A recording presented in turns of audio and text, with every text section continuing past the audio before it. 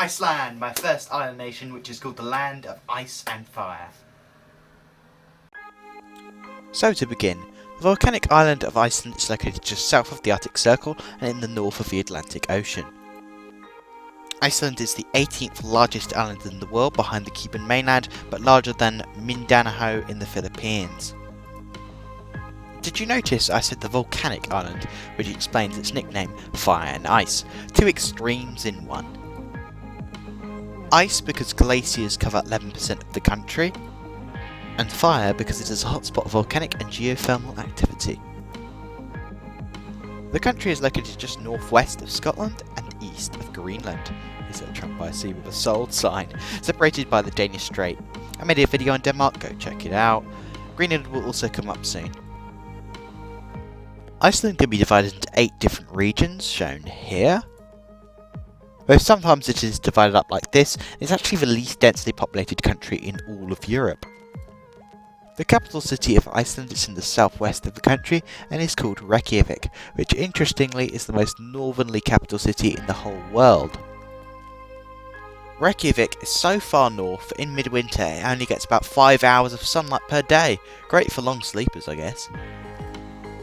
Reykjavik is actually, as of 2019, where roughly 1/3 of the population actually lives, with the rest being all over Iceland. The south is generally the most warmest part of Iceland, more specifically in the southwest where the capital is, whilst the northeast is generally cooler and receives far less rain. The West Fjords, or the northwest of Iceland, is normally fairly mild temperature-wise and has as much precipitation as the south.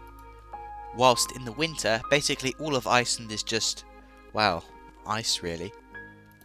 Iceland isn't just one island though. In fact, there are over 30 different islands, most of which are uninhabited, and about 4 of those are actually inhabited. Now, what can you actually see on this island? So obviously we have to start with the Blue Lagoon.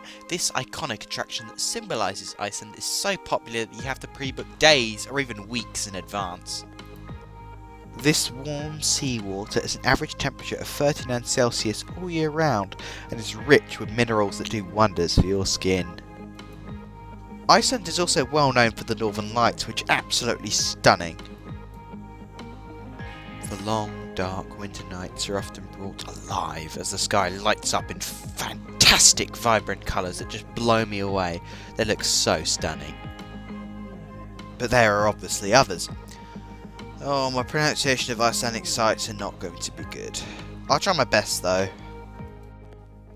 So there is Thingvellir National Park. So I recommend going, if you are in Thingvellir National Park, to Armanjajarl, where you can actually see the North American plate border.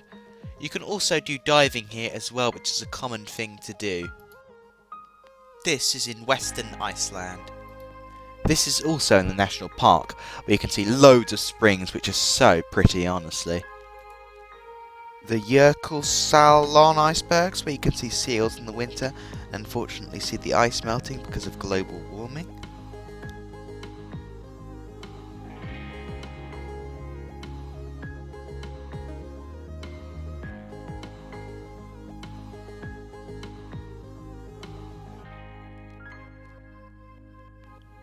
The Seljalandsfoss waterfall, which is absolutely stunning. The Skogafoss waterfall, where the water drops 60 meters down. And Jökulsárfoss waterfall, which is said to be the second most powerful waterfall in all of Europe after the Rhine Falls in Switzerland. Or, if you are doing the Golden Circle route, you could see the geyser where the water springs up, which is really cool.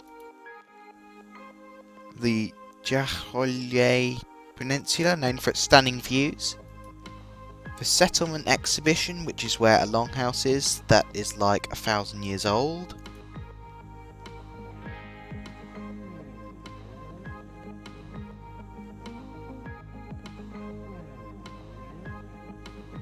As mentioned before, puffin watching can be done on all islands except the newest small island of Surtsey, which became an island in the 1960s.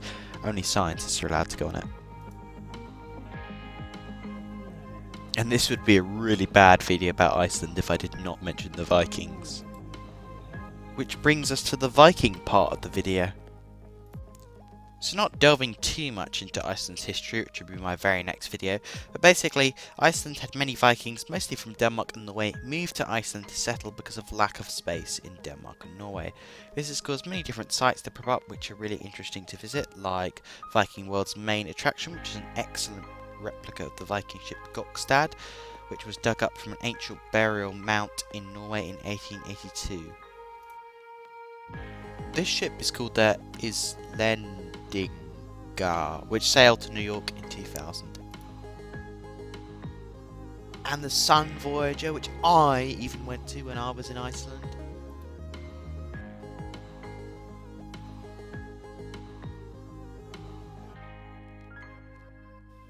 And of course the awesome Leif Erikson statue, which is like the Statue of Liberty of Iceland.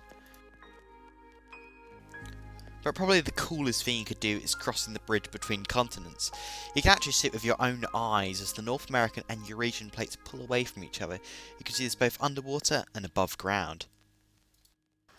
So let's finish off with this attraction, or should I say mystery.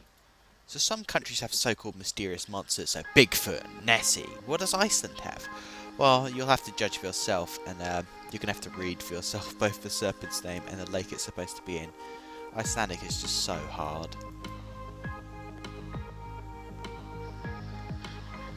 So what's your verdict? Well, I know I won't be taking a dip in that particular lake anytime soon. It's in East Iceland, by the way.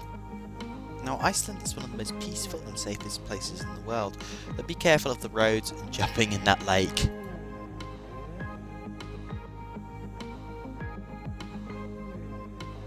Now, how can you travel to those sites if you don't know what food you're having? So do you fancy eating a cyclops? Well, not exactly, but come on, you have to admit that Icelandic food is unusual to say the least. Svid, a sheep's head cut in half and boiled, so your plate literally consists of half a sheep's head complete with one eye and teeth. Iceland. Hardfiska is one Icelandic specialty. It is a fish that is filleted and dried, eaten raw with butter added, and it has to be beaten to be soft. Or what about the national dish? Fermented shark. I'm not even joking as well.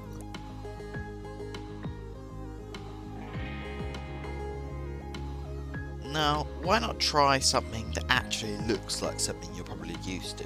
Why not try Icelandic rye bread? Or why not try flatkaka? A thin, round rye flatbread with a distinct pattern. And here's some of my favourite foods.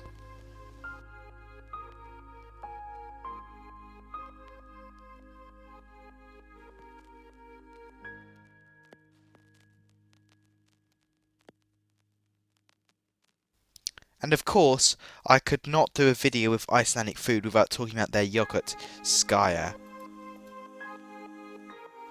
Now for Icelandic drinks.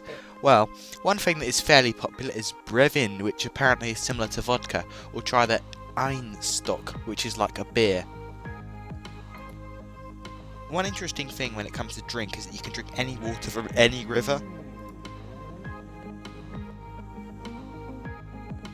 They also drink malt extract, which is like a soft drink.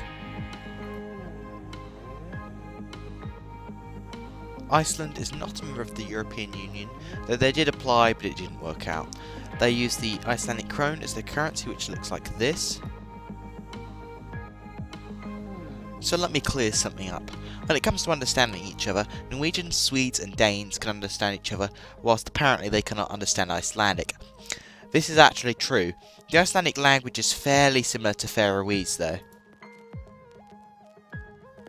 Well, I just had to make sure you'll be okay to order your sheep's head. But to be honest, you should be fine. Most of Iceland speaks English as a second language as well as Danish. This is due to Iceland being part of the Danish Empire until they became independent in 1918 in union with Denmark, then complete independence in 1944. I'll do a history video on Iceland next. Iceland uses the standard Euro plug socket. For these plugs you can use adapter types C or F. Iceland also loves saunas, which many people actually have at home as standard. That's it for today. If you enjoyed the video, click the like button and subscribe, as Suomi Finland is next.